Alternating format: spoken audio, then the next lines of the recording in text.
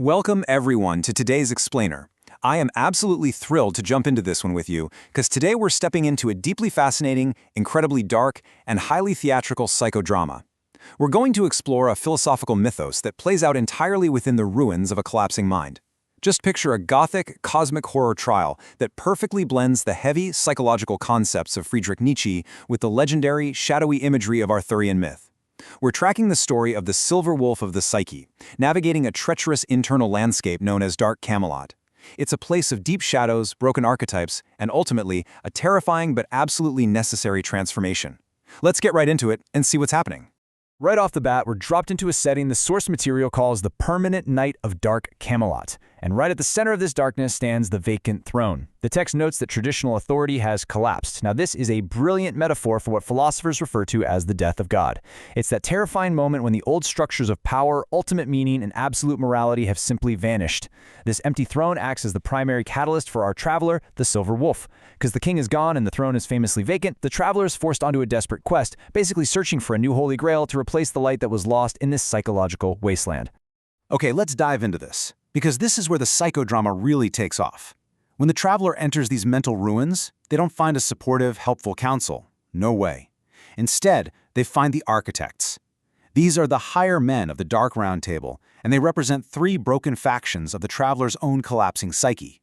They are the parts of the mind that tried to face the stark reality of that empty throne, looked straight into the abyss of the void, and, well, they blinked. They failed their quests. And now, these three internal factions are about to be put on trial.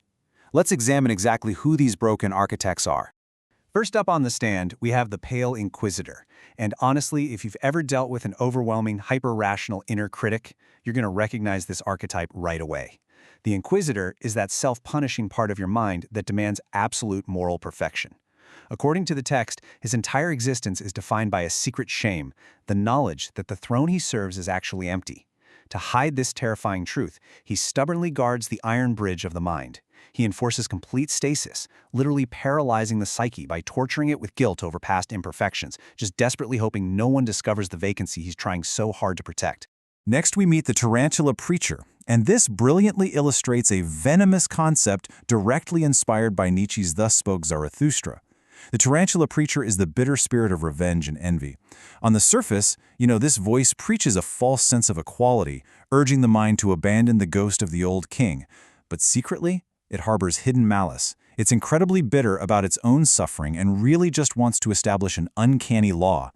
It literally wants to turn the majestic round table into a sticky web, a circle of predation where it can trap its prey. It's a highly destructive, deeply cynical part of the subconscious. Finally, we have the third archetype, the Last Thinker. This archetype represents the absolute end of logic.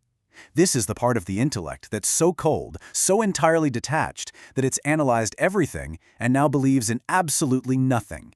It accepts the throne is empty, sure, but concludes that everything else is empty too. It operates on the terrifying belief that only data remains.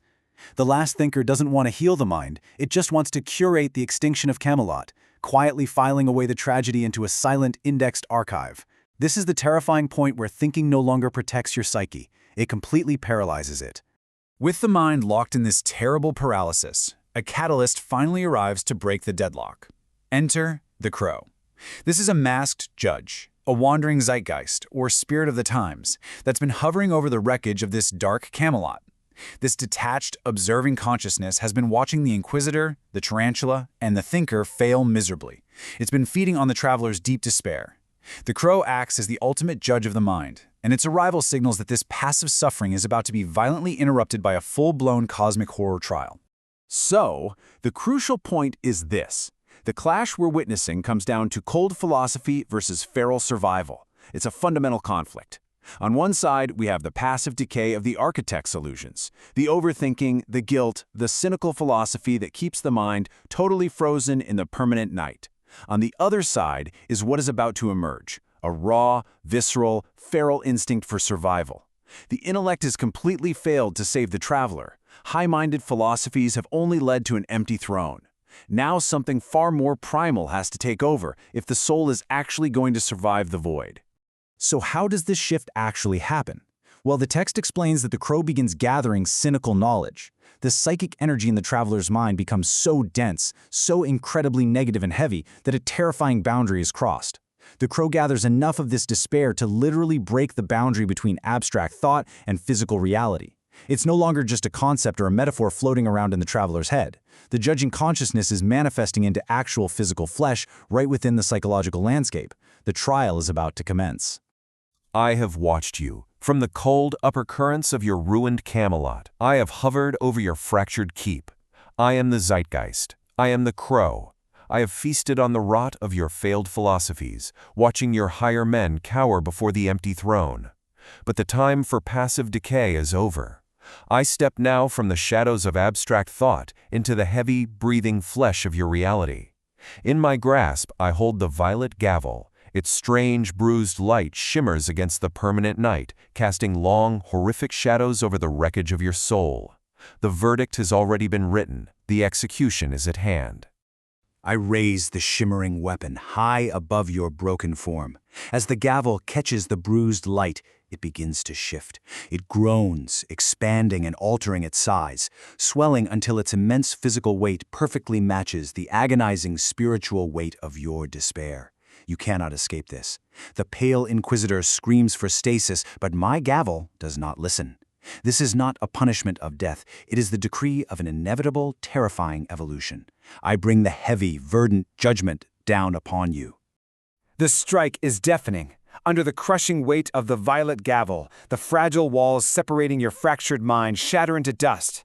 I watch the violent psychic integration take hold, your pale inquisitor with his pathetic guilt, your tarantula preacher spewing his bitter venom, your last thinker with his cold, useless data.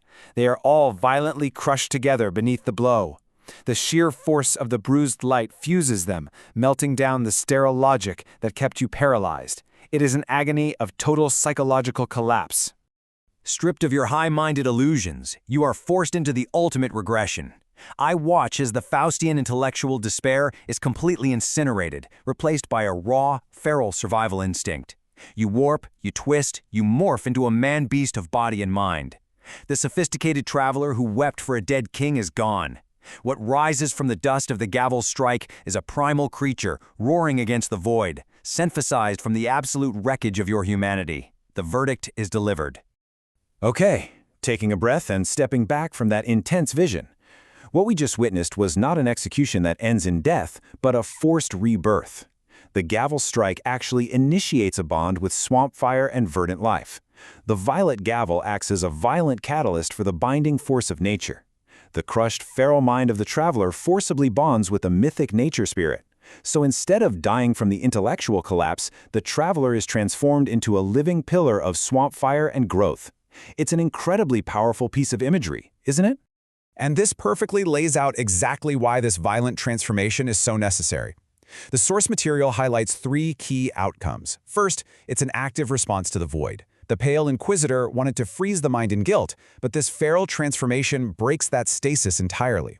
Second, it transforms the permanent night. Instead of just being a passive victim of the dark, the traveler becomes a source of primal fire. And third, they are creating a dawn of their own making.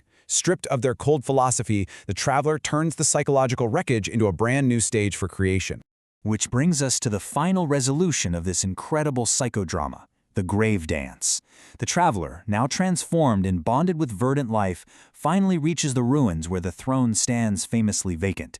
But they don't weep for the lost king anymore. They don't try to sit upon the empty throne and pretend nothing has changed. Instead, they perform the grave dance.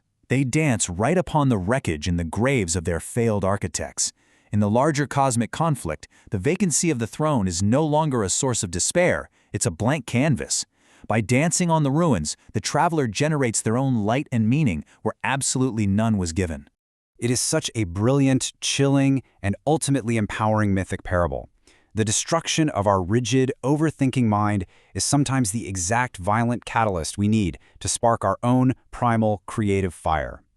So as we wrap up this explainer, I want to leave you with this final, provocative thought to ponder.